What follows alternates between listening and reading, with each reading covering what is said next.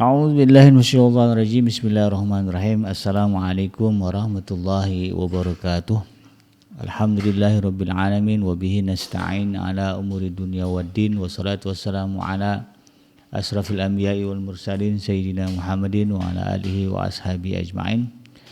Ya alim Allahumma alimna ma yanfa'una wanfa'na bima 'allamtana wa zidna ilma wa aranal haqqa haqqa warzuqna ittiba'ah wa aranal batila batila warzuqna ijtinabah. Rabbi israh li sadri wa yassir li amri wa halul 'uqdatam min lisani yafqahu qawli. Rabbana innana amanna faghfir lana dzunubana wa qina adzabannar. Allahumma ighfir lil muslimin wal muslimat fi Filistin wa fi kulli makan. Allahumma ansur ikhwanana al muslimin wal mujahidin fi Filistin wa fi kulli makan. Allahumma rzuqna imaman adilan, amin ya rabbal alamin. Amma ba'd. Alhamdulillah, segala puji dan syukur adalah milik Allah, Tuhan semesta alam yang telah menciptakan kita. Dan karena rahmat dari Allah Subhanahu wa taala, kembali kita dipertemukan Allah di channel YouTube iDream TV, channel kesayangan kita dan kebanggaan kita bersama, dalam program Keluarga Muslim, ya, di mana insyaallah kita akan coba mencari tahu, ya, apa saja yang harus kita lakukan sebagai kepala rumah tangga, atau juga mungkin sebagai ibu rumah tangga, ya, sebagai mertua, atau juga mungkin sebagai orang tua, ya, di dalam mewujudkan apa yang disebut sebagai rumah tangga yang sakinah, mawaddah dan warahmah, di mana endingnya adalah kita bisa merasakan apa yang disebut, ya, oleh Rasulullah SAW, baiti jannati, ya, rumah tanggaku seperti surga bagiku. Rumah tangga yang sedemikian maka insya Allah akan berlanjut sampai ajal menjemput, ya. Ketika kematian sudah datang maka berganti, ya, rumah tangga di dunia dengan rumah tangga di surganya Allah Subhanahu wa taala. Tidak lupa sahabat iDream yang dirahmati Allah, kita baca salawat dan salam. Allahumma shalli ala sayyidina Muhammad wa ala ali sayyidina Muhammad. Assalamualaikum ayuhan Nabi wa rahmatullahi wabarakatuh. Semoga Allah menerima salawat dan salam yang kita baca dan dilimpah curahkan kepada para nabi dan para rasul, ya, wabil khusus Rasulullah Muhammad SAW. Dan semoga kita termasuk ke dalam kelompok orang yang akan berbahagia ketika berjumpa dengan Allah Subhanahu wa taala, dimasukkan kita ke dalam surga, dijauhkan dari siksa api neraka, ya, dan dipertemukan dengan Rasulullah SAW di jannahnya Allah Subhanahu wa taala. Amin ya rabbal alamin.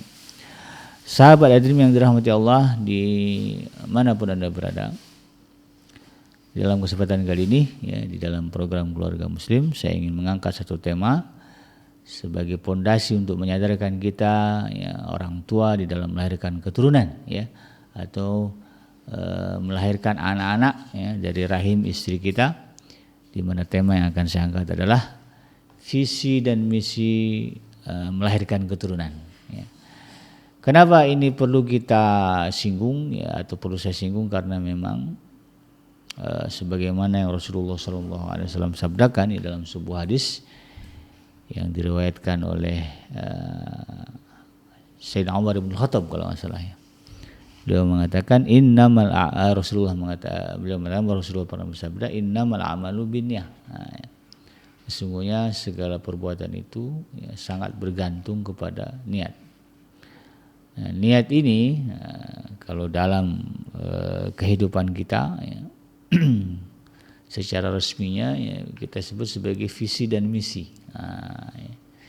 Visi dan misi itu bagian dari niat, cuman lebih terarah, gitu, ya. Sebagaimana kita ketahui ketika, ya, seseorang membangun perusahaan, ya, misalnya kan, membangun sebuah lembaga misalnya, atau membentuk organisasi, gitu kan, supaya kemudian apa yang direncanakan bisa terbangun dengan maksimal, dengan sempurna, maka kemudian, ya, para pengurus di dalamnya, begitu kan, atau founding fathernya, gitu, ya, ketua yayasan dan sebagainya, itu pasti akan membuat satu istilah yang disebut dengan visi dan misi. Nah, kalau kita lihat di sekolah-sekolah ya, di perusahaan-perusahaan itu ada ya visi misi. Ya, ada kalau divisi dalam perusahaan itu mereka harus punya visi dan misi. Ya, visi adalah pandangan kita yang jauh ke depan ya, tentang apa yang akan kita kerjakan. Nah, itu visi. Sementara misi adalah apa yang akan kita kerjakan untuk membangun visi itu. Nah, ya. Oleh karena itu kemudian ya, kalau kita tarik dalam kehidupan kita sebagai keluarga muslim ya, kita juga harus memiliki apa yang disebut dengan visi dan misi. Ya. Visi kita sebagai seorang muslim di dalam membangun rumah tangga apa? Nah, ya. Harus ada ya. Apa visi kita di dalam sebagai pribadi, sebagai seorang muslim di dalam membangun rumah tangga ya. Visinya apa? Yang jauh ke depan ya. Lalu setelah itu kemudian baru kita bicara misi ya, bagaimana misi yang bisa kita kerjakan, yang harus kita kerjakan untuk membangun visi atau mencapai visi itu. Nah, ya. Apakah itu ada di dalam Al-Quran? Ya. Apakah itu ada di dalam sunnah? Ya, bahkan Rasulullah SAW ya, kalau berbicara visi dan misi ini, kalau bicara visi, Rasulullah visinya jauh ke depan ya. Sebagaimana ketika malaikat Jibril ya turun kepada Rasulullah SAW ketika Rasulullah bersedih ya setelah berdakwah di kampungnya di kota Taif ya. Maka malaikat turun ya, karena Rasulullah ketika itu ya mendapatkan penolakan ya, bahkan tragis penolakannya ya, karena Rasulullah dilempari pakai batu sampai kaki atau tumitnya berdarah. Lalu kemudian beliau pergi meninggalkan Taif dalam keadaan sedih ya, karena beliau menawarkan keselamatan yang hakiki tapi kemudian diperlakukan sedemikian menyedihkan ya. Sampai malaikat diperintahkan Allah untuk turun ya menemui Nabi Muhammad. Lalu kemudian kata malaikat Jibril, itu ada malaikat gunung, ada malaikat penjaga 2 gunung. Dia akan menghadap kamu nanti untuk memenuhi apa yang kamu inginkan. Begitu malaikat penjaga gunung datang dengan mengatakan innallaha amarani an uti'ak gitu ya. Dalam satu riwayat ya, aku ya diutus Allah untuk mentaati kamu wahai Muhammad. Ya, kalau engkau mau bukit itu diangkat ditimpakan kepada orang-orang Taif, hancur semuanya bisa. Nah, sekarang saya kerjakan gitu. Tapi apa kata Rasulullah SAW? Visi beliau jauh. Nah, ya. Beliau mengatakan justru yang aku inginkan adalah ya, kebaikan dan kesalehan keturunan mereka. Nah, maka kemudian Rasulullah berdoa ya, meminta ampun ya, bagi penduduk Taif ya, dan meminta kepada Allah agar kemudian dari penduduk Taif ini lahir generasi yang tangguh. Generasi akan membela agama Allah. Ternyata betul ya. Kalau di dalam Al-Quran lebih clear lagi ya, lebih jelas lagi sebagaimana disebutkan di dalam surah di dalam Al-Quran itu ada ya penegasan di mana Allah Subhanahu wa taala ya memerintahkan ya ayyuhallazina amanu taqullah ya wal tanzur nafsum ma qaddamat ligat. Ya.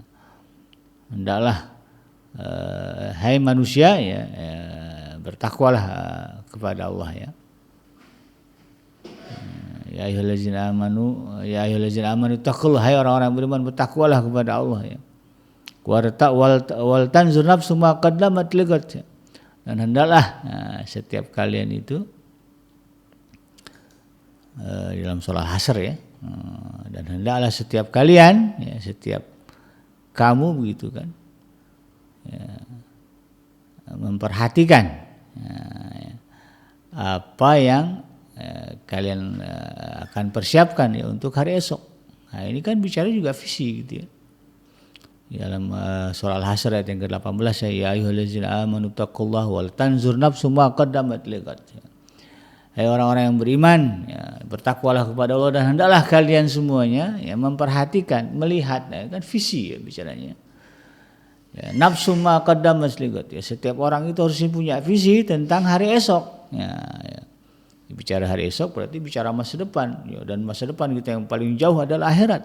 Nah, ini juga merupakan bagian dari perintah Allah Subhanahu wa taala. Jadi setiap muslim itu harus punya visi ya tentang masa depan. Tentang masa depan, dan itu bagian dari perintah untuk meningkatkan ketakwaan kepada Allah. Makanya kalau berbicara seorang muslim ya, yang berstatus mungkin sebagai kepala rumah tangga, ini harus punya misi ya, punya visi yang jelas. Rumah tangga saya ini rumah tangga seperti apa, mau yang seperti apa visi Anda, apa visi kita. Nah, karena itu kemudian ya ini jelas ya, penegasannya ada dalam Al-Qur'an, demikian juga berbicara tentang sunnah Rasulullah SAW. Maka marilah ya sahabat iDream yang dirahmati Allah, terutama bagi yang sedang memulai ya, atau mungkin baru ada niatan ya Bigenji ya, insyaallah dalam waktu dekat saya mau nikah. Maka ketika Anda sudah memutuskan itu ya, mulailah ya membangun visi dulu ya, kita buat visi. Pandangan kita tentang rumah tangga ya. Apa menurut kita rumah tangga itu? Nah, ya, seperti apa rumah tangga itu yang kita harapkan? Ya.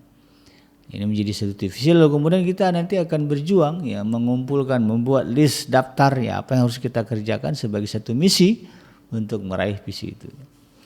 Nah, sebaik-baik misi tentunya ya, sebagaimana yang disebutkan di dalam Al-Qur'an.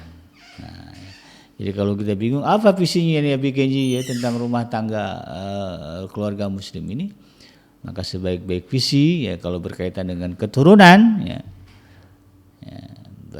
tentang keturunan begitu kan, tentang generasi ya, kita ya, generasi setelah kita adalah sebagaimana visinya para nabi dan para rasul. Nah, kalau kita berbicara Al-Qur'an kan berbicara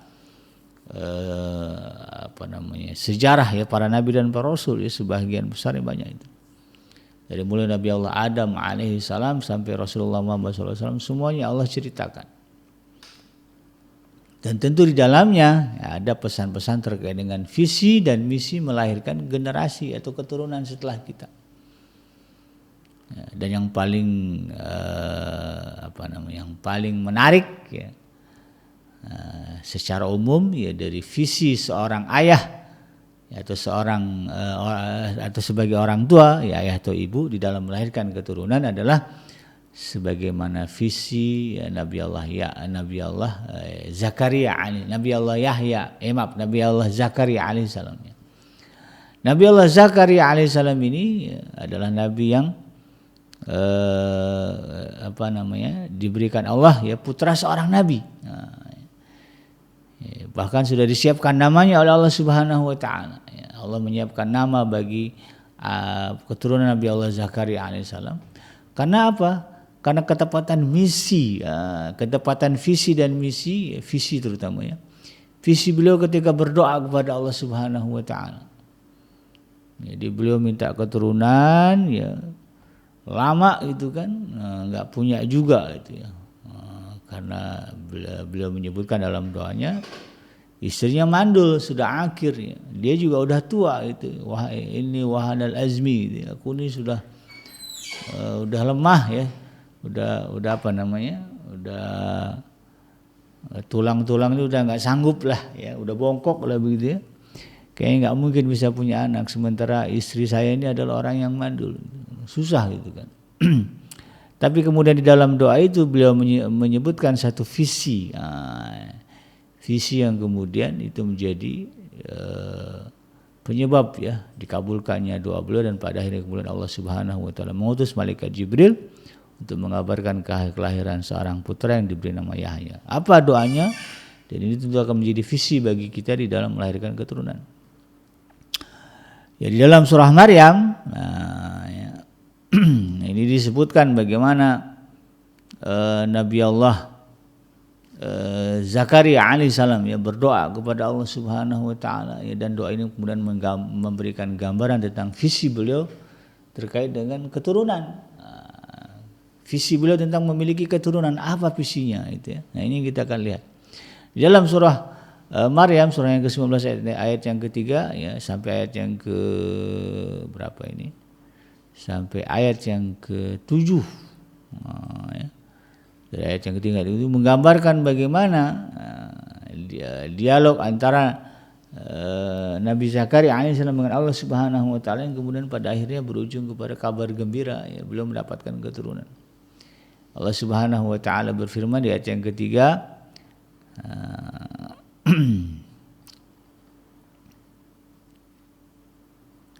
kalau di ayat yang kedua jelas ya, dari ayat yang kedua bahkan kalau di ayat pertama lah ya, di mana Allah Subhanahu wa taala berfirman, A'udzubillahi minasyaitonirrajim, bismillahirrahmanirrahim, kaf ha ya ain sad. Nah, ini huruf-huruf istimewa ya. Kemudian zikru rahmati rabbika abdahu Zakaria. Ya. Yang dibacakan ini adalah penjelasan ya tentang rahmat Tuhanmu kepada hambanya Zakaria. Nah, secara clear ya Allah menyebutkan message utama dari ayat-ayat yang disebut dalam surah Maryam ini adalah bagaimana Allah memberikan rahmatnya kepada hambanya yang bernama Zakaria. Ya, di ayat yang ketiga Allah berfirman, iznada rabbahu nidaan khafiyya. Ketika Nabi Zakaria ini ya, iznada rabbahu, ya, ketika itu dia menyeru, berdoa kepada Tuhannya nidaan khafiyya, dengan seruan yang sangat lirih, betul-betul berharap, berdoa. Ini juga menjadi kunci ya, dikabulkannya doa ya kepada Allah Subhanahu wa taala. Ya, berdoalah dengan suara yang lirih ya, menggambarkan pengharapan. Ayat yang keempat Allah berfirman, qala rabbi inni wahanal azmu minni wasta'ala ar-ra'su syaiba wa lam akum bidu'aika rabbi saqiyya. Berkatalah Zakaria, wahai Tuhanku, ya inni wahanal azmi, ya sesungguhnya tulangku telah lemah. Ya, ini menandakan beliau secara fisik kayaknya udah nggak prima lagi ya untuk kemudian untuk punya keturunan gitu, udah nggak perkasa lagi begitu. Wasta'ala ra'su syaiba, ya. Sementara kepala saya ini udah nyala-nyala ya, maksudnya nyala-nyala itu udah penuh dengan uban ya. Walam akum bidu'aika rabbi saqiyya, tapi saya tidak pernah kecewa dalam berdoa kepadamu wahai Tuhanku. Ya. Tetap optimis ya ketika berdoa kepada Allah Subhanahu wa taala. Lalu kemudian beliau mengatakan, wa inni khiftul mawali min warai wa kanat imraati akiran fahabli min ladunka waliya. Sesungguhnya aku khawatir terhadap keluargaku sepeninggalanku, sedangkan istriku adalah orang yang mandul, ya, maka anugerahkanlah kepadaku ya Allah ya seorang anak dari sisimu. Jadi ini menjadi sebuah gambaran bagaimana visi Nabi Allah Zakaria alaihissalam tentang seorang anak, ya, tentang keturunan. Beliau mengatakan, sesungguhnya aku khawatir terhadap keluargaku sepeninggalku, sedangkan istriku adalah orang yang mandul. Jadi beliau ketika berbicara seorang anak, maka apa yang ada dalam pandangan beliau sebagai sebuah visi adalah kekhawatiran beliau terhadap generasi setelah beliau. Lalu beliau ini kan kalau bicara keluarga ya, orang Arab itu ya orang-orang dulu itu ya, satu kampung itu satu keluarga. Ya artinya kalau berbicara begitu beliau berbicara masyarakat. Jadi beliau memiliki kekhawatiran, dan kekhawatiran itu menjadi visi ya. Ya, orang-orang setelah beliau meninggal lalu kemudian beliau tidak punya keturunan. Karena beliau adalah seorang nabi ya, yang diharapkan, diandalkan oleh umatnya. Lalu kemudian kalau beliau tidak punya keturunan ya, tidak punya putra begitu kan, maka siapa yang akan mengurusi keluarga besar beliau ini ya. Tentu kalau berbicara nabi yang dikhawatirkannya bukan masalah makan, minum, sandang, pangan, papan, tapi bagaimana keselamatan mereka ketika nanti berhadapan dengan Allah Subhanahu wa taala. Nah, ini dipertegas lagi kemudian ya, di dalam kalimatnya di ayat yang ke-6, yarithuni wa yarisu min ali yaquba waj'alhu rabbi radiyya. Seorang anak yang akan mewarisiku dan mewarisi keluarga Yakub, dan serta jadikanlah dia ya Allah sebagai orang yang engkau ridhoi. Waj'alhu rabbi radiyya. Jadikanlah dia wahai Tuhanku seorang yang diridhoi. Jadi kalau secara umumnya dalam bahasa yang mudah ya, visi Nabi Allah Zakaria alaihissalam terkait dengan keturunan adalah bagaimana dia berpandangan bahwa anak adalah orang yang akan mewarisi keimanan, mewarisi tanggung jawab amal soleh di dalam memperbaiki masyarakat. Nah, beliau adalah seorang nabi, maka visinya adalah bagaimana dengan punya keturunan ini dia bisa mewariskan semua semua yang ada di dalam diri beliau, begitu kan? Ya, pemahaman-pemahaman, ilmu-ilmu, wahyu-wahyu, ya. Mewarisi keimanan yang benar kepada putranya, mewariskan akidah yang benar kepada putranya, mewariskan ilmu tentang akhlak yang benar kepada putranya, lalu kemudian dengan itu dia bisa menjaga keluarga besarnya, bisa membimbing keluarga besarnya hingga menuju kepada surganya Allah Subhanahu wa taala. Itu visinya. Dan itu yang menjadi kekhawatiran beliau. Ya, bukan masalah makan, minum, pakaian nanti gimana, itu ada bagiannya, tetapi yang paling utama menjadi visi bagi Nabi Allah Zakaria alaihissalam adalah bagaimana melahirkan keturunan yang mewarisi kesalehan, begitu ya, mewarisi kebaikan diri sebagai seorang muslim, lalu kemudian dengan itu dia bisa membimbing keluarganya, anak istri yang menjadi anak istri dia menjadi kemudian anak menjadi keturunan kita juga ya. Nanti dia punya anak, anak itu menjadi cucu kita. Dan kita berharap cucu kita itu nanti akan bertemu dengan kita di surganya Allah Subhanahu wa taala seandainya kita meninggal duluan, kan begitu. Ya. Kan biasanya nenek kakek itu sayang banget sama cucu gitu kan. Maka sayang ini akan akan nyambung sampai ke akhirat kalau kemudian kita punya anak yang bisa membimbing mereka, sehingga mereka kemudian bisa selamat di tangan ayahnya yang menjadi anak kita, gitu kan, untuk kemudian masuk ke dalam surganya Allah Subhanahu wa taala. Itulah visi ya. Visi seorang ayah atau ibu di dalam keluarga muslim. Bagaimana melahirkan keturunan yang mewarisi kesalehan kita, kebaikan kita, ya. Lalu kemudian mewarisi akidah, ya, pemahaman yang benar, iman yang benar. Lalu dengan itu kemudian dia bisa menjaga, memelihara sebagaimana yang Allah perintahkan di dalam surah As-Saff, ya. Allah Subhanahu wa taala berfirman, ya ayyuhallazina amanu qu anfusakum wa ahlikum nar, ya. Maaf, dalam surah Tahrim, ya. Ya, jadikan hai orang-orang beriman, ya, jagalah dirimu dan juga keluargamu dari api neraka. Itu bisa dia lakukan kalau kemudian dia lahir dari orang tua yang baik. Ya, jadi kita sudah menepati keimanan kepada Allah Subhanahu wa taala, ya, sudah belajar agama dengan benar, begitu. Lalu kemudian kita ingin membangun rumah tangga, ingin punya keturunan, maka kemudian visinya adalah bagaimana anak-anak yang akan lahir ini adalah anak-anak yang mewarisi kesalehan kita orang tuanya, kebaikan kita orang tuanya, iman yang benar dari kita orang tuanya, lalu kemudian dia nanti akan menyelamatkan keluarganya, menyelamatkan masyarakatnya. Nah, itu visinya, ya. Lalu kemudian barulah kita berbicara misi, ya, bagaimana membangun visi itu. Ya, kalau kita bicara misi, ya, mencetak generasi yang saleh, generasi yang akan menjadi pewaris, ya, agama yang kita peluk ini, agama yang kita anut ini, ajaran yang sekarang kita pegang ini adalah ada langkah-langkahnya, ada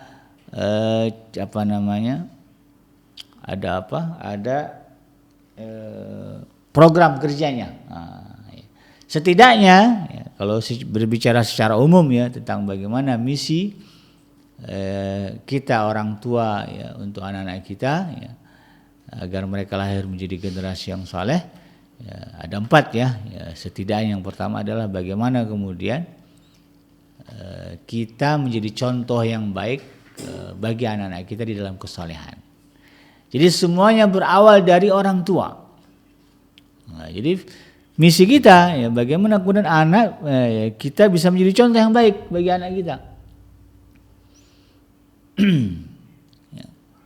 Perkara nanti dia nggak mencontoh itu urusan dia. Tapi kalau berbicara misi untuk membangun visi yang tadi saya sebutkan, ya, maka kemudian kita harus yang pertama ya adalah bagaimana menjadikan diri kita juga orang yang baik ya, orang yang bertakwa, orang yang beriman kepada Allah, beriman bertakwa, benar iman kita, benar takwa kita kepada Allah. Lalu kemudian kita sampaikan kepada anak kita menyaksikan bagaimana keimanan ketakwaan kita kepada Allah. Lalu kemudian nanti dia akan mengambil keputusan apakah akan meniru atau tidak, ya, akan mencontoh atau tidak, karena prakteknya ada juga ya, walaupun orang tuanya soleh, ya, tapi anaknya nggak soleh juga ya. Yang paling dekat contohnya Nabi Allah Nuh alaihissalam ya. Walaupun beliau seorang nabi, tetapi ada juga anak beliau yang kemudian ya, mengingkari ya, kesolehan beliau, tidak mau seperti ayahnya. Ya Nabi Allah Nuh ya nggak salah itu kan, karena bagi beliau yang penting ya misinya sudah dikerjakan, hasilnya terserah kepada Allah Subhanahu Wa Taala. Walaupun berat rasanya begitu kan, mendapati kenyataan ternyata anaknya justru berpaling dari dia gitu ya. Tapi itulah ya, realita kehidupan yang harus kita terima. Jadi yang pertama itu ya, misinya adalah bagaimana kita bisa memberikan teladan yang baik kepada anak-anak kita ya, agar mereka juga menjadi orang yang baik seperti kita. Gitu ya. Jadi susah rasanya kalau kemudian kita ingin melahirkan anak yang baik kalau kita nggak baik. Jadi kalau kita punya keinginan punya anak, punya keturunan yang baik ya, maka misinya, tugas utama yang harus kita lakukan adalah menjadikan diri kita juga orang yang baik. Belajar jadi orang baik. Nah, itulah prinsipnya. Gimana caranya bikin ngaji? Nah, simpelnya gitu aja. Hadiri pengajian-pengajian, majelis-majelis ta'lim ya, yang di dalamnya ada ayat-ayat Allah dibacakan, dijelaskan, diuraikan. Di dalamnya ada sunnah-sunnah Rasulullah SAW dibahas ya. Maka insya Allah ya kita akan punya dasar, punya ilmu untuk berbuat kebaikan ya. Karena kebaikan itu kan sumbernya dari Allah, bukan dari yang lain begitu ya.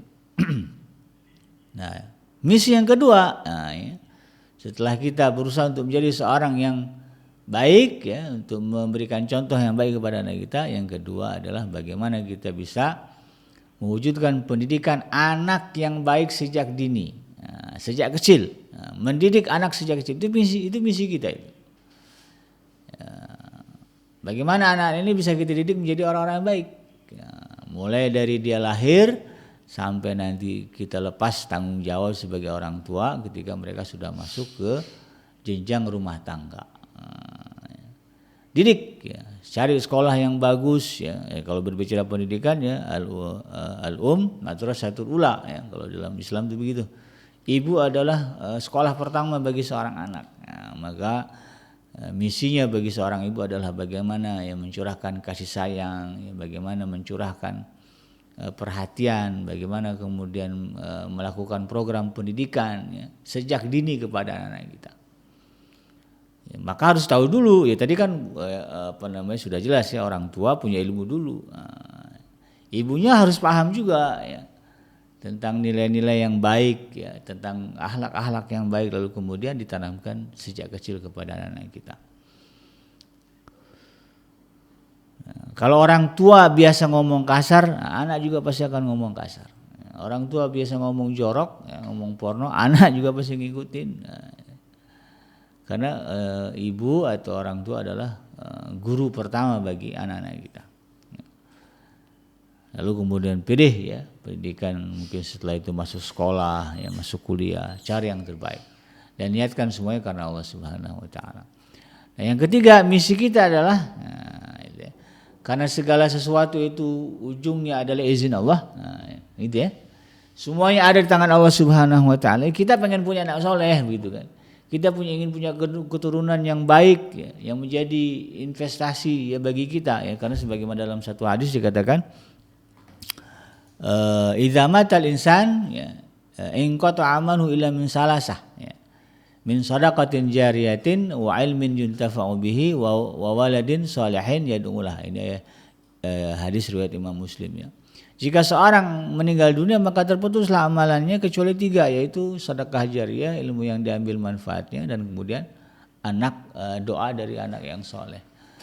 Ini kan juga bagian dari visi jauh gitu ya. Keuntungan kita punya anak yang soleh adalah bahwa nanti akan ada orang yang doanya didengar Allah Subhanahu Wa Taala walaupun kita sudah meninggal. dia berdoa, ya Allah ampuni orang tuaku, kita udah meninggal, Allah ya. Kalau Allah kabulkan doa anak ini, maka Allah akan memberikan ampunan kepada kita walaupun kita sudah di alam kubur. Nah, pentingnya untuk memiliki keturunan soleh, yaitu gitu kan. Ada yang akan membantu beban kita ketika di akhirat. Nah, karena segala sesuatu itu ujungnya adalah izin Allah, walaupun kita ingin punya anak soleh, tapi semuanya ada di dalam keputusan Allah Subhanahu wa taala. Oleh karena itu kemudian kalau berbicara keputusan Allah, berbicara izin Allah, maka sering-seringlah memohon kepada Allah Subhanahu wa taala. Doa menjadi kunci, ya, menjadi salah satu misi ya yang harus dikerjakan oleh orang tua ya. Ya, untuk keturunan mereka ya. Jadi doakanlah ya, senantiasa menyisipkan doa-doa terbaik bagi anak-anak kita. Nah, ini jadi tugas kita ini. Jadi segala sesuatu kita hadapi dengan doa-doa yang baik ya. Anak kita ngeselin, yang keluar doa yang baik ya. Dulu ada, ini sekarang ini ada imam Masjidil Haram yang terkenal ya, Syekh Sudais kalau nggak salah ya. Beliau itu dulu dalam tanda kutip nakal, ya. Tapi orang tuanya selalu mendoakan beliau jadi hafiz Quran, jadi imam masjid. Ternyata doa ibunya dikabulkan Allah Subhanahu wa taala. Ya, beliau yang sendiri yang cerita. Ya.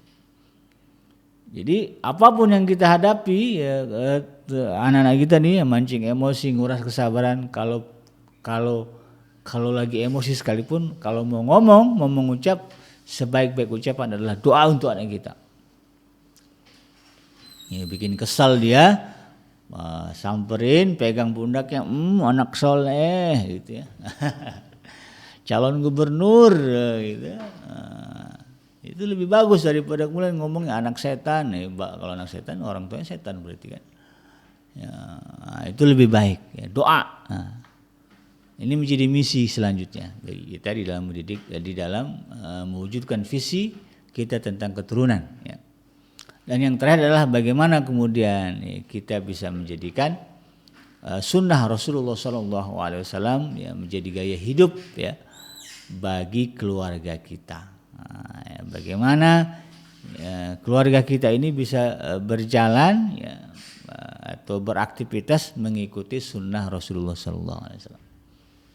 Ya, karena Allah Subhanahu wa taala sudah menegaskan ya, kul ya, katakanlah Muhammad, in kuntum tuhibbunallah, kalau kalian mencintai Allah Subhanahu wa taala, fattabi'uni, ikuti aku. Itu ya, Rasulullah sudah mengatakan begitu kepada kita umatnya. Ya, fattabi'uni yuhibbukumullah, ya pasti Allah akan mencintai kalian. Ya. Kalau kita ingin mendapatkan ridha dan cintanya Allah, maka cara hidup kita ya, di dalam berumah tangga, ya, di dalam membesarkan keturunan, ya, di dalam berinteraksi mengikuti sunnah Rasulullah SAW. Jadi ini yang kemudian kita harus pahami. Itulah ya sahabat yang dirahmati Allah terkait dengan visi misi orang tua di dalam melahirkan keturunan, sehingga kemudian keluarga yang kita bina menjadi keluarga yang sakinah, mawadah dan warahmah. Yang benar datangnya dari Allah Subhanahu wa taala, dan yang salah semata-mata lahir dari kealfaan dan kehilapan saya pribadi. Saya bikin pamit undur. Subhanaka Allahumma rabbana wa bihamdika asyhadu an la ilaha illa anta astaghfiruka wa atubu ilaik. Walhamdulillahirabbil alamin. Wassalamualaikum warahmatullahi wabarakatuh.